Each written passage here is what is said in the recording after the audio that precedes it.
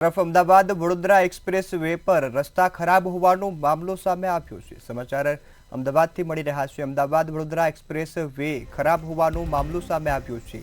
મંતવ્ય ન્યૂઝના અહેવાલ બાદ હાઈવે ઓથોરિટી એક્શન મોડમાં જોવા મળી છે।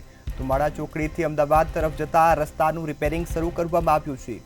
ઓથોરિટીના કર્મીઓ દ્વારા વેસ્ટ મિક્સ કરી આ કામગીરી હાથ ધરાઈ છે। અસંખ્ય ખાડાઓને કારણે વાહન ચાલકોને હાલાકી થઈ રહી છે। ત્યારે મંતવ્ય ન્યૂઝના અહેવાલ બાદ આ કામગીરી થઈ રહી છે। મંતવ્ય ન્યૂઝે આ અહેવાલ બતાવ્યો હતો, ત્યારે હવે મંતવ્ય ન્યૂઝના અહેવાલ બાદ હાઈવે ઓથોરિટી એક્શન મોડમાં જોવા મળી છે। ધુમાડ ચોકડીથી અમદાવાદ તરફ જતા રસ્તાનું રિપેરિંગ ચાલુ કરાયું છે।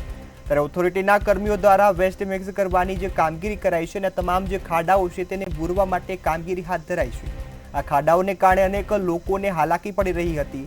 તમામ જે વાહન ચાલકો છે તે ખાડાને કારણે પરેશાન થયા હતા। ત્યારે મંતવ્ય ન્યૂઝના અહેવાલ બાદ હવે હાઈવે ઓથોરિટી એક્શન મોડમાં આવી છે। ધુમાડ ચોકડીથી અમદાવાદ તરફ જતા રસ્તાનું રિપેરિંગ હાથ ધરાયું છે।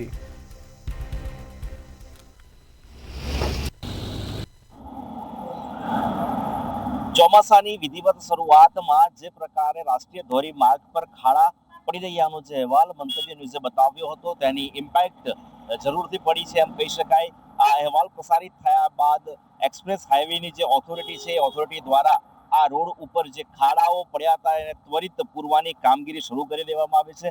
અલબત્ત હાઈવે ઓથોરિટી દ્વારા આ પ્રકારની જે કામગીરી છે એ હવે આવકારદાયક કહી શકાય, કેમ કે મંતવ્ય ન્યૂઝના અહેવાલનો પડઘો જ એ છે કે આ અહેવાલ પ્રસારિત થયાના થોડાક જ સમયની અંદર આ પ્રકારની કામગીરી ઓથોરિટી દ્વારા શરૂ કરી દેવામાં આવી છે, જેનાથી અહીંથી પસાર થતા અનેક વાહન ચાલકોને જે હાલાકી ભોગવવાનો વારો આવ્યો હતો તેમાંથી હવે તેઓને રાહત મળશે। કહી શકાય કે અમદાવાદ સુધીનો જે આ 110 કિલોમીટરનો એક્સપ્રેસ વે છે એની ઉપર પણ જ્યાં જ્યાં ખાડા પડ્યા છે ત્યાં હાઈવે ઓથોરિટી દ્વારા પ્રકારની ત્વરિત કામગીરી કરીને વાહન ચાલકોને સુવિધારૂપી હાઈવે મળી શકે, પ્રવાસ તેઓનું સુખરૂપ થઈ શકે તે પ્રકારના પ્રયાસો હાલ તો કરી દેવામાં આવ્યા છે।